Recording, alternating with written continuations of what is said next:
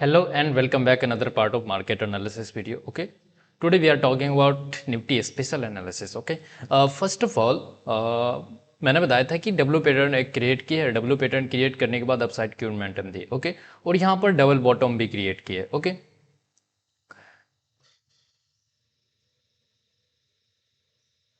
देख सकते हो double first bottom, second bottom और थर्ड बॉटम.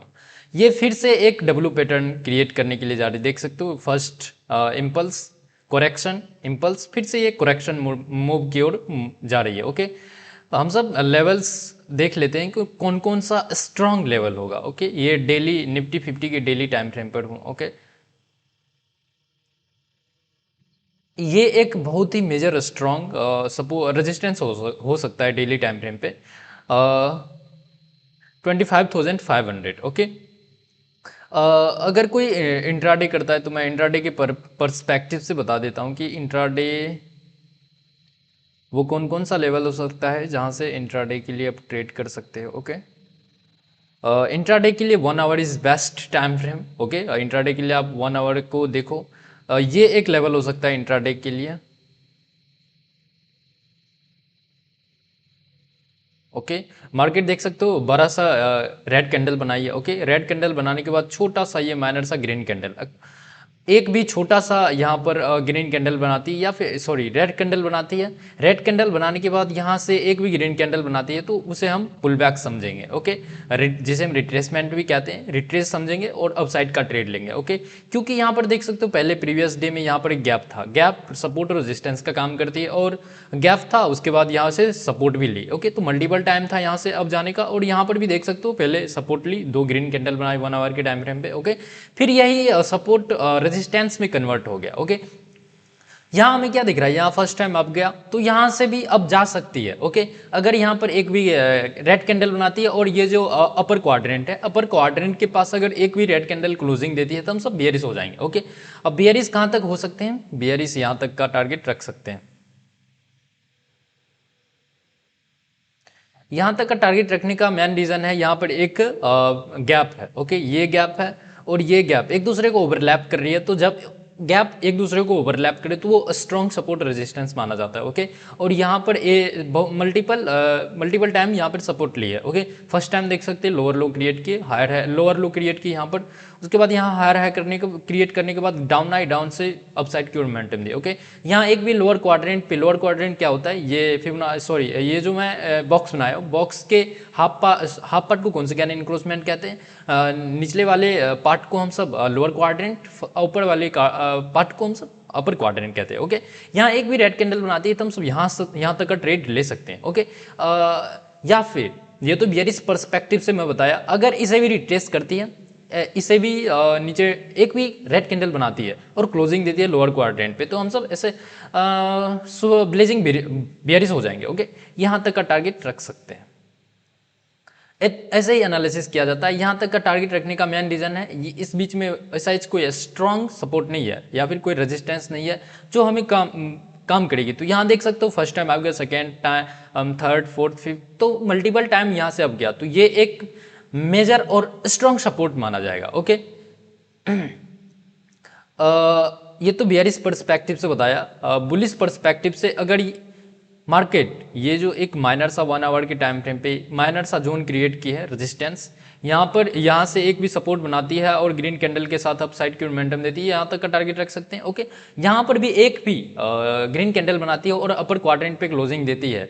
अपर क्वाड्रेंट पर क्लोजिंग देने का मतलब क्या होता है कि यहाँ पर जो डबल बॉटम बनाया, डबल बॉटम बनाने के बाद यहाँ की लिक्विडिटी को ग्रैप करेगी, मतलब स्टॉप लॉस को ग्रैप करेगी, फिर से अपसाइड की मोमेंटम देगी. ओके, तो यहाँ पर ग्रीन कैंडल बनाई, ग्रीन कैंडल के बाद छोटा सा रेड कैंडल बनाएगा, उसके बाद हम सब यहाँ तक का टारगेट रख सकते हैं. और ये जो हाफ कॉन्सिक्वेंट इंक्रोचमेंट या फिर लोअर क्वाड्रेंट या फिर ये जो हायर है, यहाँ तक का टारगेट रख सकते हैं. ओके, इसे भी मोमेंटम के साथ अपसाइड की ओर क्लोजिंग देती है और अपर क्वाड्रेंट पे एक भी बुलिश कैंडल क्लोजिंग देती है तो हम सब साइकोलॉजिकल नंबर या फिर यहाँ पर जो ओआई डाटा है, मैं सेंसी बोल के वेबसाइट पर हूँ. ओके, तो यहाँ पर जो भी ओआई डाटा के बेस पे 25,600 ये स्ट्रॉन्ग कॉल राइटिंग है. यहाँ पर 1.26 सीआर लोगों ने यहाँ की कॉल को बाय किया. ओके, उसके बाद यहाँ पर 25,600 ये एक स्ट्राइक प्राइस हो सकता है और ये माइनर सा स्ट्राइक प्राइस यहाँ तक का भी रख सकते हैं. 25,700 ओके, और यहाँ पर 26,000, ये एक मेजर ओआई कॉल रेटिंग है ओके, और स्ट्रॉन्ग स्ट्राइक प्राइस है ओके। तो यहाँ तक का टारगेट रख सकते हैं। ये तो मैं आपको निफ्टी 50 का एनालिसिस बताया। आज निफ्टी 50 का एक्सपायरी था ओके। तो बैंक निफ्टी में हम सब इंटर करते हैं, और बैंक निफ्टी में मैं बता देता हूँ कि कौन कौन सा लेवल हो सकता है। देख सकते हो प्रीवियस डे हम सब जो एनालिसिस किए थे वो सारा मार्केट यहाँ के लेवल को रिट्रेस किया, उसके बाद अपसाइड की मोमेंटम थी ओके। अपना मार्केट बहुत ही ईजी है, ईजी कहने में भी है और करने में भी है। अगर आप अच्छे से और सब कुछ सारे फैक्टर को समझते हो तो easy, everything is easy okay. तो यहाँ हमें क्या दिख रहा है, यहाँ पहले देख सकते हो करेक्शन आया, उसके बाद देख सकते हो कितना बड़ा इम्पल्स आया ओके। तो यहाँ पर एक छोटा सा ये जोन हो सकता है ओके। ये रेड कैंडल बनाई, रेड कैंडल बनाने के बाद यहाँ एक भी ग्रीन कैंडल बना रही, ग्रीन कैंडल के बाद यहाँ पर गैप डाउन खुलती है, और यहाँ पर मेजर एक ओ पुट राइटिंग है ओके, 56,000। ये यहाँ पर पुट राइटिंग बहुत ज़्यादा है, 11.19 लाख ओके। तो यहाँ तक का टारगेट रख सकते हैं ओके। यहाँ पर एक गैप डाउन खुलती है तो यहाँ तक का टारगेट रख सकते हैं। इसे भी मोमेंटम के साथ क्लोजिंग देती है, तो हम सब ये जो गैप है इसे भी रिट्रेस कर सकते हैं, यहाँ तक का टारगेट रख सकते हैं। और अगर यहाँ से भी एक प्रोबेबिलिटीज वेरी है कि अपसाइड की मोमेंटम देगी, क्योंकि 3 दिनों से मार्केट बुलिश है, तो आज भी बुलिश हो सकता है, कल भी बुलिश हो सकती है ओके। तो आप सिर्फ बाइंग का ट्रेड लियो, क्यों? क्योंकि 3 दिनों से मार्केट बुलिश है। हम सब डाटा पॉइंट ऑफ व्यू से भी देखेंगे कि डाटा क्या कर रहा है ओके।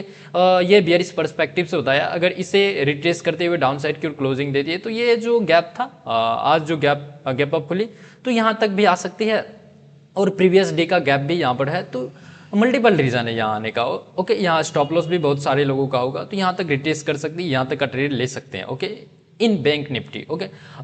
अगर मार्केट ये जो हायर हाई क्रिएट की है, अगर इसके ऊपर एक भी बुलिश कैंडल क्लोजिंग देती है, बुलिश कैंडल किसे कहते हैं, ग्रीन कैंडल को बुलिश कैंडल कहते हैं ओके।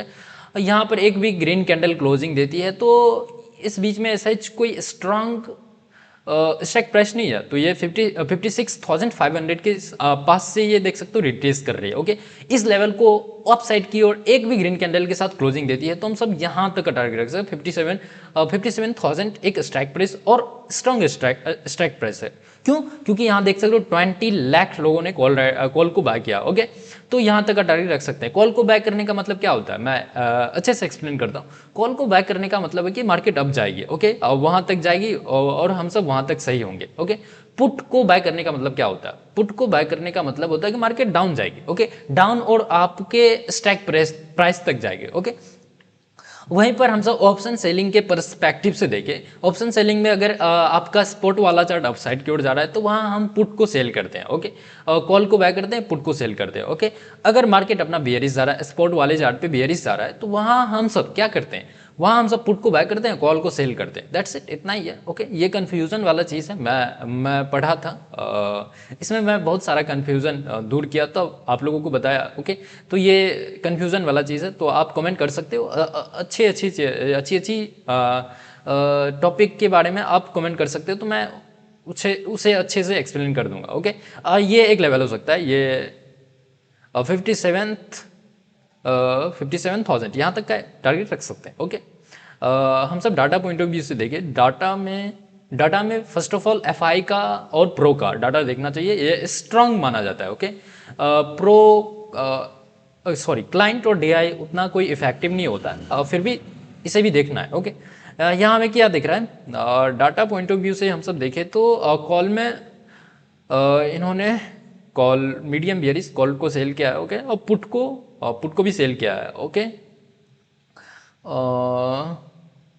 प्रो में इन्होंने पुट को बाय किया है ओके, पुट को बाय किया और कॉल को सेल किया है, सही है। इसमें कॉल को बाय किया ओके और पुट को सेल किया ओके। इसमें स्ट्रॉन्ग बुलिश है, stock future in client data के strong bullish okay, DI medium bearish okay, stock में फ्यूचर इन बियरिश ओके। तो ये सब उतना कोई इफेक्टिव नहीं होता है, हम सब पीसीआर देख लेते हैं। और देखो चार्ट को हम सब 25% वेंटेज देंगे, ओआई को 25 और 50% अपना अपन लोग टेक्निकल हैं, तो technical analysis is very important. Okay, technical के बेस पे हम सब ट्रेड करते हैं। ओके, तो यहाँ पर एफ आई का देख सकते हो, वो ये F I call writing in बियरिस। Okay, put in बियरिस। Okay, cash cash में हमें क्या दिख रहा है, जल्दी से खुल जा ब्रदर।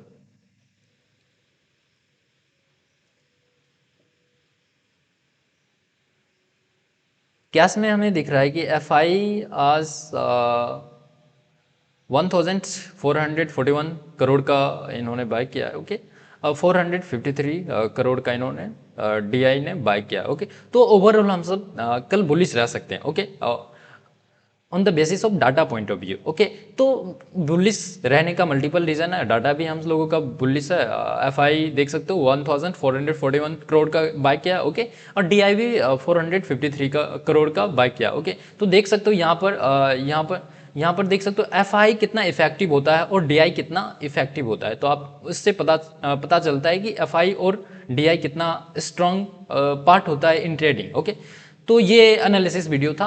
अगर ये एफर्ट अच्छा लगा होगा तो आप चैनल को सब्सक्राइब कर सकते हो, और ऐसे ही मैं एनालिसिस वीडियो @pm पे डालता हूँ, तो आप सब्सक्राइब कर लो और एनालिसिस देखते रहो। Okay, have a good trading and never lose your money. Okay.